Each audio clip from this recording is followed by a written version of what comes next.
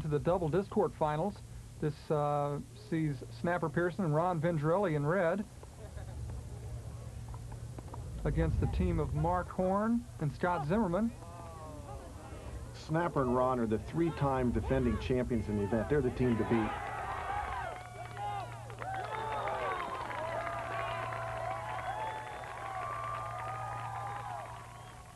The game is a series of attacks. You have two people in either court, and the idea is to try and get both discs into that court and down or in their hands both at the same time. If you can get them to both touch the disc at the same time, that's known as a double, and you get 2 points. If you just get it in their court, either where they can't catch it or where they touch it and drop it, that also is 2 points. If you throw in their court and it rolls out, though, without them having touched it, you lose a point. It's really like space-age tennis. There's 2 discs, 2 players on each team. It takes an awful lot of teamwork and coordination. The variety of shots really has a lot to do with it, too. Having the tools to attack the different sides of the court, put them deep, throw those burns, and Snapper and Ron have all the tools. In addition, you need to have other shots. There's one known as a scuba, which neither one of us used today because it was a little too windy and the grass was a little too short. But with a little longer grass and a little less wind, we would have both been throwing our scubs, which is an offside shot. In other words, I'm right-handed, my 2-finger goes to the right side, but my scoob goes to the left. Vinny's 2-finger goes to the left because he's left-handed, and his scoob goes to the right. So it gets fairly confusing. Next up, the exciting finals of Discathon. In lane number 1, Leonard Muse. In lane number 2, Harvey Brandt. In lane 3, Snapper Pierson. And in lane 4, Tom Krajna.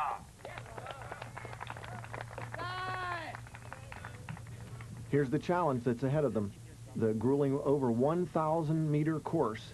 They have to move the disc around the mandatories and to the finish line. They've been training all year. Hey, gentlemen. Ready, 2, 1, throw.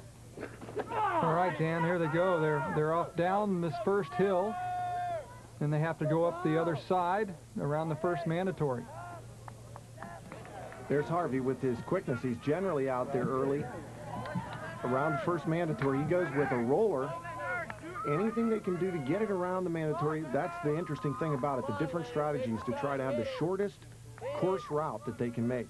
Now they're coming up to the tight double. Harvey through, not quite as long a flight as he'd like. And here, I think it's important to note, Dan, that they only have to throw their disc around the course. They don't have to actually go through these mandatories or around the course themselves, as long as the disc passes the course correctly. That's the strategy. Here they come down to one of the critical mandatories, the tall mandatory at the bottom of the hill. If they can handle this correctly, that gives them a big edge. I think Harvey will pull into position first. He's going for it. It makes it. Oh, a great float out on the course path. He's under it. Nice catch. No need for a live placement, and he moves on. That'll really help him. Yeah, he's looking very strong, although Leonard's right out in front of him there. Leonard with another nice throw himself. Oh, that's great. That's through the mandatory and back to him. 3 steps and in position. All right, he fell up just short of that double mandatory, so he's going to have to throw a roller through to get himself in place for the next mandatory. I think Leonard has the touch on that roller better than most of the other players in the game. Seems to be able to control it so perfectly, and he's so quick. And he really has all the skills, Dan. He's got the throws, which he's going to really need going to this back section. He's got a number of mandatories through the trees here. He's got the course really well planned out, and he's going to need it because Snapper and Harv are coming in on him, and they're both in great condition. Snapper in particular, I know, trains really hard. He's the oldest top discathoner in the world. Here's Leonard driving up this hill, Dan, late in the course to get to the next mandatory.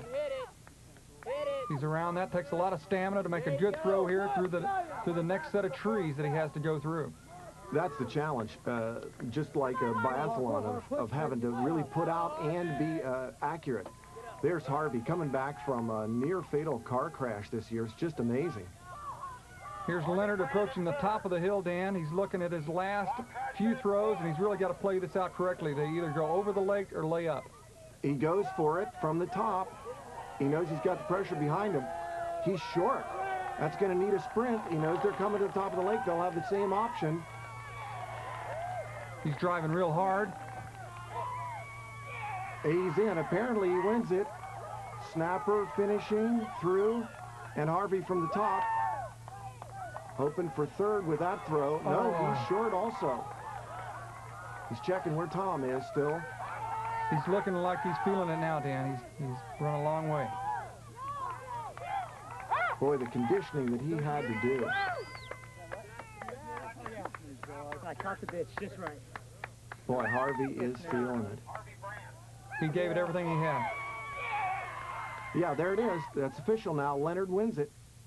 2, 1, throw. All right, Dan, the women are off in their final. Looks like Chris O'Cleary in the lead at this time, followed by Wendy Coates. Amy Becken now breaking out in front, and Amanda Carrero.